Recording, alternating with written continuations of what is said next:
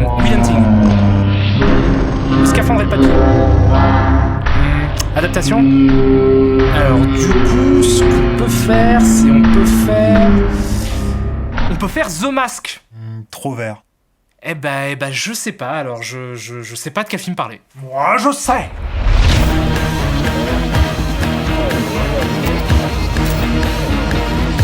Alors, Piège à Hong Kong ou Knock Off en version originale, ce qui pourrait être littéralement traduit par contrefaçon en français, est un film américain sorti le 4 septembre 1998 aux États-Unis et réalisé par Tsui Hark, réalisateur, producteur, scénariste et acteur occasionnel hongkongais né au Vietnam, diplômé en cinéma de l'université d'Austin au Texas et une des figures majeures de la nouvelle vague hongkongaise, un mouvement qui a eu lieu de la fin des années 70 au milieu des années 80 et qui englobe tout un tas de films de tout un tas de réalisateurs différents, sans véritable point commun, si ce n'est, comme pour la nouvelle vague française et le nouvel Hollywood aux États-Unis, une volonté de dynamiter les codes des cinémas traditionnels de leurs pays respectifs. Noble démarche. D'accord.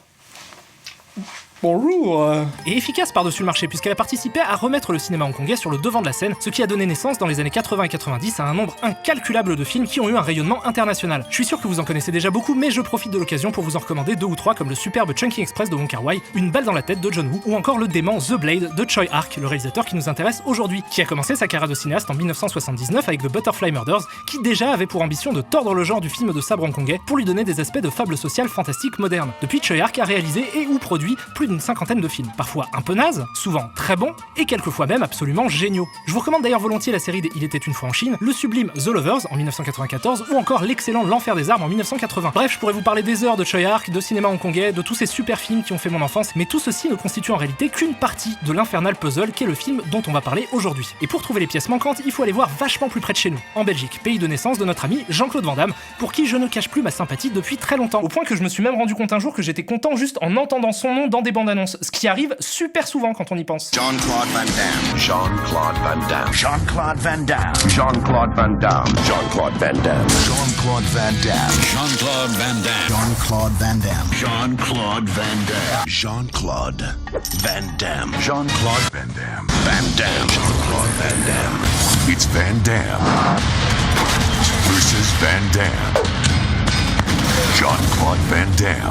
Jean-Claude Van Damme, donc, qui au milieu des années 90 a entrepris de faire venir à Hollywood plusieurs réalisateurs hongkongais qu'il admirait, simplement pour pouvoir tourner avec eux. De ces collaborations sont nés 6 films. Chasse à l'homme de John Woo, Risque maximum In Hell et Répliquant de Ringo Lam, Double Team de Tsui Hark avec Dennis Rodman, Mickey Rourke et un tigre, et enfin Piège à Hong Kong, qui est donc le 2e film de Tsui Hark avec Van Damme. Et là vous vous dites, cool, ils ont fait 2 films ensemble, ça veut forcément dire qu'ils sont vachement bien entendus. Presque. Dans le sens pas du tout du mot presque. Puisqu'à l'inverse de John Woo, qui a réussi rapidement à se faire sa place dans le cinéma d'action hollywoodien après ses fresques vandamières, Tsui Hark sortira frustré de son expérience américaine et aura l'impression d'avoir été dépossédé de ses films par les studios, ce qui lui fera rapidement quitter les États-Unis et retourner faire des films à Hong Kong après une petite pause de 2 ans. Il reviendra en 2000 avec l'excellent Time and Tide et continuera sa carrière qui d'ailleurs se poursuit toujours aujourd'hui avec des films comme La bataille de la montagne du tigre. Le film qui nous intéresse aujourd'hui est donc le film du divorce entre Tsui Hark et Hollywood, l'acte de décès d'une perspective avortée qui aurait pu nous donner à voir un des piliers du cinéma hongkongais amorcer un tournant international dans sa carrière. Un film donc qui pleure sous le signe des rêves brisés sur la tombe de l'espoir, et si tout cela vous rend un peu morose, n'ayez crainte, il y a cette scène.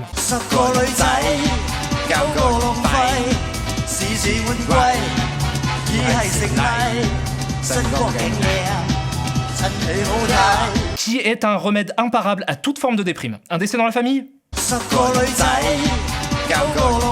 Un coin de table dans le genou ? Donc Piège à Hong Kong se déroule à Hong Kong évidemment en 1997, quelques jours avant la rétrocession de Hong Kong à la Chine par le Royaume-Uni, après 150 ans de pouvoir dicté par des occidentaux et marquant la fin de l'Empire britannique. Et c'est dans ce contexte trouble et incertain que nous sommes présentés au héros de notre histoire, Marcus Ray, représentant commercial pour la marque de jeans V6, interprété par Jean-Claude Van Damme, qui bosse avec son bon ami Tommy Hendrix, interprété lui par Rob Schneider, acteur à la filmographie existante. Oui. Donc au départ, on suit le quotidien de ces 2 gars-là qui consistent à gérer leur commerce pas très consciencieusement étant donné qu'une partie de leur stock est constituée de produits de contrefaçon et que Marcus a l'air de traîner avec des gens pas super recommandables comme son ami de longue date, Eddie, dont le cousin est un mafieux local. Ding ding. Voilà, ça, c'est le postulat de départ. Petite course de pouce-pouce ? Allez. Ouais, donc il se passe ça, il y a cette course de pouce-pouce, ce qui est... Bon, surprenant, hein, mais surtout illégal et super dangereux parce que personne dans la ville n'a été prévenu, alors que ça a l'air d'être un gros événement quand même, c'est assez ouf. Ok, pardon, pause. Une petite seconde. Est-ce que Rob Schneider vient de fouetter le cul de Jean-Claude Van Damme avec une anguille ? Allez, bouge-la, fais ton cul, allez, saute-toi. Alors je sais que la blague du camoulox a déjà beaucoup été faite, mais il y a Rob Schneider qui fouette le cul de Jean-Claude Van Damme dans une course de pouce-pouce. Mais arrête! Revenons à la course donc où Marcus se débrouille plutôt bien au départ, mais malheureusement des méchants russes surgissent de nulle part et kidnappent et assassinent Eddie, l'ami de Marcus, qui participait aussi à la course. Donc Van Damme étant Van Damme, il poursuit les méchants russes et les accroche en pouce-pouce, ce qui au final cause perte et fracas dans une épicerie. S'ensuit une bagarre entre Van Damme et les Russes, au terme de laquelle on comprend que ce n'est pas Eddie qui a été tué, mais un sosie qu'Eddie utilisait pour tricher au pouce-pouce. Et en plus de tout ça, ils se font remonter les bretelles par leur supérieur hiérarchique pour avoir livré des jeans contrefaits. Un joyeux bordel donc qui gagne encore en complexité quand on apprend, et attention tenez-vous bien, c'est la révélation la plus chelou du monde, que Rob Schneider est un agent infiltré de la CIA qui bosse pour ce mec-là, joué par Paul Sorvino, qui lui enquête donc sur la mafia russe. Un twist plutôt surprenant qui provoque chez Van Damme une incontrôlable passion pour les avions, et quelques scènes d'action plus tard, il comprend que ces deux problèmes sont liés, puisque le plan des Russes est de cacher des nanobombes dans tout un tas de produits de contrefaçon, dont les jeans qu'il vend, des nanobombes qui font des flammes vertes. Exactement comme cet incroyable briquet Euro 2016, regardez, sans trucage. Et ainsi de faire chanter les superpuissances mondiales en leur demandant 100 millions de dollars tous les mois. Des chiffres complètement aléatoires pour un plan de méchant qui l'est tout autant, mais qui pour aboutir a dû passer par Eddie, le pote de Marcus qui devait se charger de cacher les nanobombes dans les produits de contrefaçon, mais qui, quand il a compris le plan des méchants, a choisi de se débarrasser des bombes, ce qui fait que les Russes veulent se venger.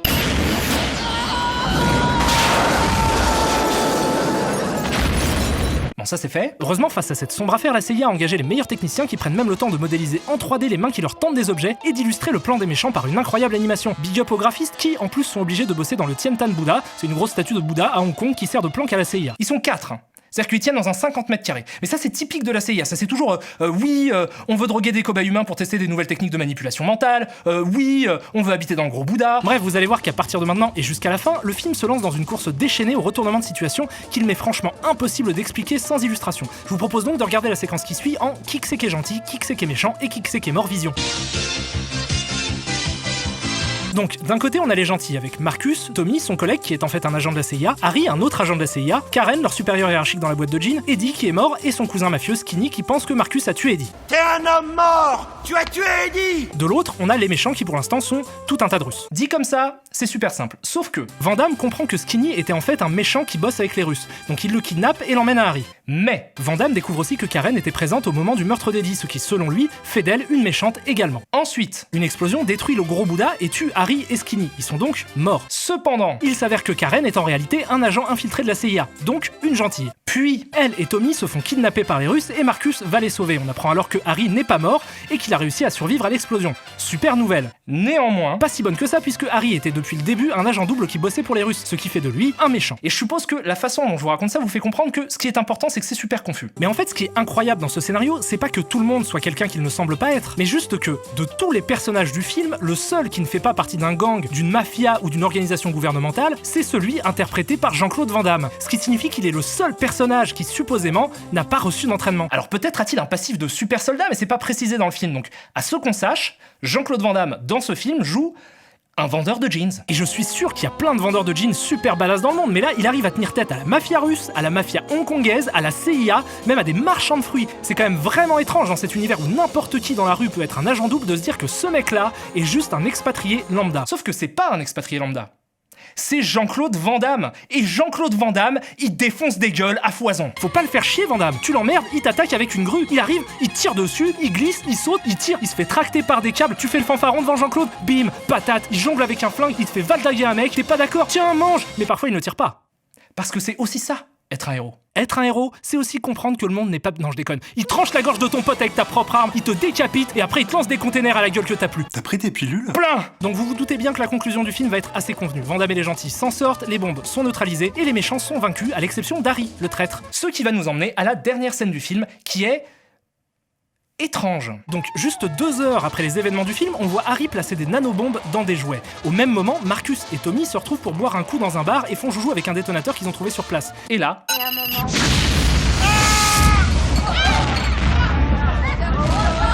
À ta place, je laisserai courir. On n'est pas doué en électronique. Wesh! Il y a tellement de problèmes dans cette micro-séquence de quelques secondes, c'est incroyable. Déjà, bon, c'est un détail, mais c'est pas une fenêtre, ça. Ça, c'est un écran. Ensuite, qu'est-ce que ces 2 gars foutent là à se bourrer la gueule 2 heures après avoir tué des dizaines de terroristes russes? Y a pas genre des papiers à remplir? Et puisqu'on en est à parler de conscience professionnelle, quel agent de la CIA se balade bourré avec un détonateur? Bon, sûrement plus que ce qu'on peut imaginer. Oublions ça aussi. Le plus important, c'est... qu'est-ce que c'est que cette réaction? Je laisserai courir. On n'est pas doué en électronique. Parce que là, c'est pas juste étrange, c'est dérangeant. Déjà parce qu'il faut être complètement con pour pas faire le lien entre le fait qu'ils viennent d'appuyer sur un détonateur et l'explosion, une explosion verte, et surtout parce que, même si ça n'avait rien à voir, il y a quand même une énorme explosion chez le voisin. C'est qu'il faut faire quelque chose, surtout si on est de la CIA. Faut pas juste rester là, à boire des coups devant la télé. Mais il s'arrête pas en plus. Mais vous êtes des gens mauvais, ma parole, mais c'est pas possible. Fermez vos gueules. Ok, stop, on arrête ce calvaire, le film est fini. Vous en avez pensé quoi? Nul. Complètement à chier. C'était dur. Eh ben ça ne m'étonne pas. Parce qu'au cours de mes pérégrinations sur internet, j'ai pu constater que vous n'étiez pas les seuls, puisqu'à la sortie du film, le monde s'était crié d'une voix unanime qu'on était face à une effroyable merde. Et qu'aujourd'hui, il réussit encore la prouesse de totaliser 92% de critiques négatives sur Rotten Tomatoes. Des critiques parfois pleines de charme, à l'image de celle-ci, qui dit que le film aurait mieux fait de s'appeler Jack Off. Et là, j'avoue que je me retrouve dans une situation assez particulière parce que il s'avère que j'aime ce film. Oh, Mais non. tu me dégoûtes. Alors Gilles, va falloir faire soigner ça, hein, et oui, j'aime bien ce film. Donc évidemment, à partir de là, je vais devoir m'inscrire en faux contre les critiques. Mais avant, j'aimerais quand même préciser que je suis assez d'accord avec plusieurs points que soulèvent ces dernières. À savoir que le script est confus, le point de départ de l'intrigue franchement stupide, et que les acteurs sont sur une autre planète. Tous ces points-là sont justes, et j'en suis complètement conscient. Et pourtant, j'aime le film. Pourquoi? Essayons d'abord de le resituer dans son contexte. Comme je le disais au début, Piège à Hong Kong est le second film américain de Tsui Hark, le premier étant Double Team en 1997, déjà avec Van Damme. Et ce qu'il faut bien comprendre, c'est qu'en 1997, Tsui Hark avait déjà derrière lui presque 20 ans de carrière à Hong Kong et une trentaine de films réalisés, sans compter ceux qu'il a produits et ou écrits. Bref, c'était une superstar. Mais la superstar d'une industrie sur le déclin, puisqu'au milieu des années 90, le cinéma hongkongais sort de son âge d'or et amorce une longue chute libre. Le nombre de films produits par an descend drastiquement et les spectateurs se dirigent progressivement vers des grosses productions américaines. Si bien qu'au final, entre 1992 et 1999, le chiffre d'affaires de l'industrie passe de 1,2 milliard de dollars hongkongais à 345 millions. La faute à plusieurs facteurs divers et variés, comme la crise économique asiatique de 1997, l'augmentation du prix des tickets ou encore le développement du piratage des films en Asie du Sud-Est. Donc déjà, c'est une époque pas facile. Mais en plus de ça, le contexte politique rend les choses encore plus compliquées, car à l'approche de la rétrocession de Hong Kong à la Chine, plusieurs stars hongkongaises décident de partir pour les États-Unis. Alors, je sais pas exactement s'il y a un lien direct entre leur départ et la rétrocession, mais les dates collent, et il existait à l'époque une réelle crainte de beaucoup de Hongkongais quant à l'avenir de la future ex-colonie, qui redoutait un régime chinois trop répressif. Bref, que ce soit lié ou pas, on a vu quelques réalisateurs hongkongais partir vers l'Occident. Et selon moi, ces départs sont symptomatiques d'un large processus d'appropriation culturelle qui a vu Hollywood siphonner littéralement le cinéma d'action hongkongais, de ses audaces formelles à ses chorégraphies. C'est pas du tout une critique parce que ça, en vrai, tous les pays le font, et le cinéma hongkongais de cette époque-là, bien évidemment, était inspiré de cinéastes étrangers aussi. Par contre, dès lors qu'il s'agit de faire venir des gens, les choses deviennent compliquées, parce que les films ne sont pas faits de la même manière selon le pays dans lequel on se trouve. Et bien souvent, quand Hollywood fait appel à un réalisateur étranger, ils s'attendent à engager un technicien salarié qui va répondre à une commande, ce qui fait qu'on se retrouve très souvent dans des situations absurdes où s'affrontent deux mantras. D'un côté, les studios qui disent au réalisateur « fais ce qu'on veut que tu fasses en y mettant ta patte », et de l'autre, le réalisateur qui répond « si vous voulez voir ma patte, faut me laisser faire ce que je veux ». Alors parfois, on trouve un point d'équilibre et ça fonctionne, comme pour John Woo qui ne retournera en Chine qu'en 2008 pour les Trois Royaumes. Mais dans le cas de Tsui Hark, la chose est plus délicate, parce que je rappelle qu'il est un très grand nom du cinéma hongkongais avec derrière lui une carrière d'auteur. Et évidemment, c'est quelqu'un qui n'a pas l'habitude qu'on lui dise quoi faire. De ces mésententes ressort Double Team, qui est donc un échec critique et commercial retentissant, qui ressemble à n'importe quel autre film d'action à la con de cette époque-là, et où il ne reste de l'esthétique de Tsui Hark que quelques vagues tics de mise en scène au service d'une histoire cliché et d'acteurs à la ramasse, malgré quelques répliques à la poésie certaine. Dis-moi, t'es coiffé par qui? Achille ou Zavata? Le dernier qui s'est foutu de mes cheveux, je lui ai carré la tête dans le cul jusqu'au poumon. Ta vie sexuelle, j'en ai rien à cirer. Bref, le naufrage de Double Team aurait pu suffire à entériner l'incompatibilité des ambitions de Tsui Hark et de la réalité d'Hollywood, mais il s'avère qu'un autre film naîtra de cette alliance contre nature. Alors, est-ce que ça vient d'une initiative personnelle ou est-ce qu'il était simplement tenu par contrat de faire un autre film? J'en sais rien. Mais le fait est qu'il remet le couvert quelques années plus tard. Voilà, ça c'était pour resituer un peu le contexte. Dans cette situation, on aurait pu imaginer que Tsui Hark allait se contenter de proposer un petit film d'action tranquille, sans grandes ambitions dans la lignée de Double Team et mettre tout ça derrière lui. Sauf que c'est pas du tout ce qu'il va faire. Et c'est pour ça que ce film m'intéresse autant. Parce qu'au lieu de faire un Double Team bis, il décide de faire deux choses. Premièrement, se venger. Et c'est un truc qu'on ressent très tôt, le film est à charge contre Hollywood. Et pour démontrer ça, il faut que j'arrête d'utiliser son titre français. Donc, en version originale, le film s'appelle Knock-Off, ce qui signifie contrefaçon. Et je vais pouvoir rebondir sur une critique négative que j'ai lue et qui dit que jamais un film n'avait aussi bien porté son nom que Knock-Off. Et ben encore une fois, je suis d'accord avec ça. En fait, ce que je crois comprendre du film, c'est que pour exprimer sa vengeresse fureur, il utilise ce scénario débile de vendeur de jeans explosifs. C'est pas bien, les gens ils veulent pas d'explosifs dans leur jeans. Eh oh, ça dépend qui, mon vieux. Comme une métaphore pour tirer à vue sur le cinéma d'action américain et lui renvoie au visage dégage le cliché qui consiste à dire que les Hongkongais sont les rois de la contrefaçon. Hong Kong, c'est un peu la contrefaçon ville. C'est vrai, il copie tout, de Benetton à Fila jusqu'au Puma. En pointant du doigt que le cinéma d'action américain est lui-même une contrefaçon qui tente vainement d'imiter ce qui se faisait à Hong Kong. Ce qui fait que le film a une dimension presque parodique et qu'il se moque régulièrement de lui-même en adoptant un ton qui alterne entre le sérieux nanardesque et l'humour burlesque. On peut voir ça aussi dans la façon dont il traite les personnages des expatriés complètement à côté de la plaque. Parce que c'est un salopard et qu'il fait probablement partie d'un ting chinois. Tu veux dire Tong? Ting, c'est une boisson. Qui d'ailleurs, accessoirement, cause d'effroyables dégâts à la ville de Hong Kong. Continue, ça n'a rien à foutre! Avec une nonchalance sociopathique. Mais écoutez, mais c'est pas ça, non, mais les salons de massage de Hong Kong traversent une très mauvaise passe en ce moment, vous voyez? Moi je trouve ça normal d'aider toutes ces étudiantes. Et ça lui permet aussi de se moquer de Van Damme, avec qui ça se serait mal passé sur Double Team, en le mettant dans des situations absurdes et ridicules, et en rappelant que lui, comme les autres, est un faux. Tu es le roi de la contrefaçon. C'est pour ça que le scénario est rempli de retournements de situation sur l'identité des personnages, parce qu'ils sont tous des contrefaçons, comme le film est une contrefaçon. Et ça, c'est une thèse qu'on peut argumenter avec des répliques du film qui prennent un autre sens dès lors qu'on essaie de se souvenir de son titre.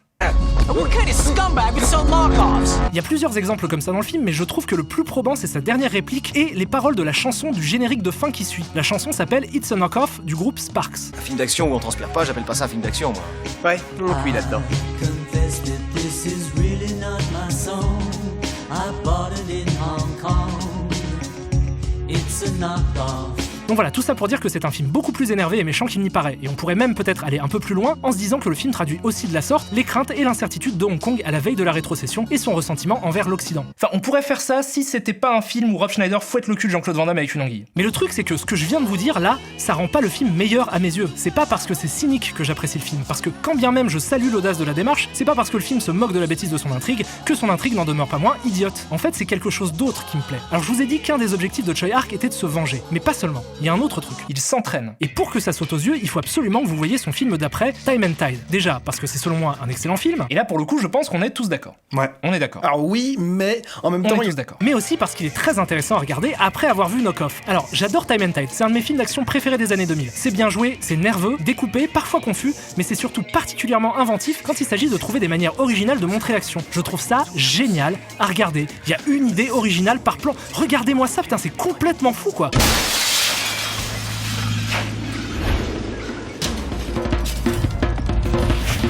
Tenez, on va faire un truc. Essayons de comparer une séquence de Double Team avec une séquence de Time and Tide. Voyons d'abord comment Choi Ark filme une explosion dans Double Team.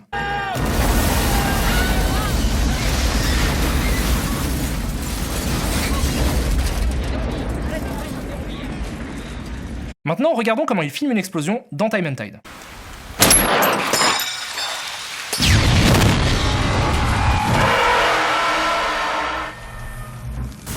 Regardons même une autre explosion dans Time and Tide, pour les gourmands.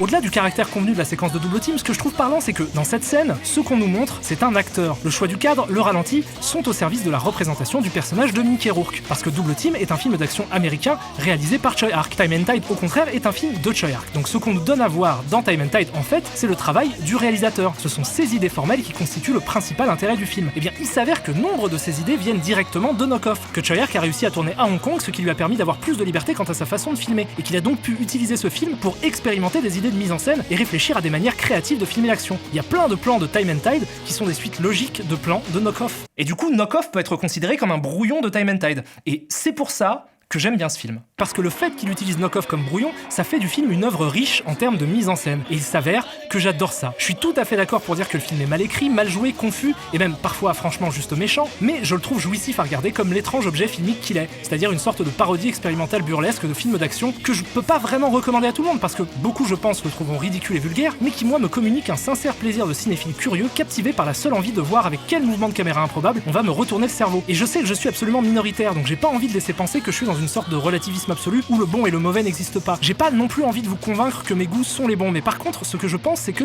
les films qu'on aime nous en disent sur qui on est, et que ma sympathie pour celui-ci traduit en fait une idée simple, qui est que j'arrive tout à fait à passer outre la vacuité de l'histoire qu'on me raconte, si tant est que je suis réjoui par la façon dont on me la montre. Ça, c'est mon opinion sur le truc, qui n'est ni moins ni plus valable qu'une autre, mais accessoirement, même si vous avez trouvé le film pourri, je vous recommande quand même Time and Tide, qui lui déjà ressemble beaucoup plus à ce à quoi on peut s'attendre d'un film de Choi Ark. Bref, voilà, j'aime beaucoup ce film et je m'éclate à chaque fois que je le regarde. Et je le regarde souvent, regardez, vous voulez voir un truc marrant ? J'ai tellement usé le DVD, le truc il est tranchant comme une putain de lame de rasoir. Donc c'est un bon film? Eh ben oui, moi je trouve que c'est plutôt un bon film. Ça a l'air bien. Je ne l'ai jamais vu. Eh ben monsieur le régisseur moustachu Attends, mais c'est pas toi qui nous l'as filé le truc? Attention, n'aime pas Stess. Où ça? Eh Oh pardon, je suis désolé.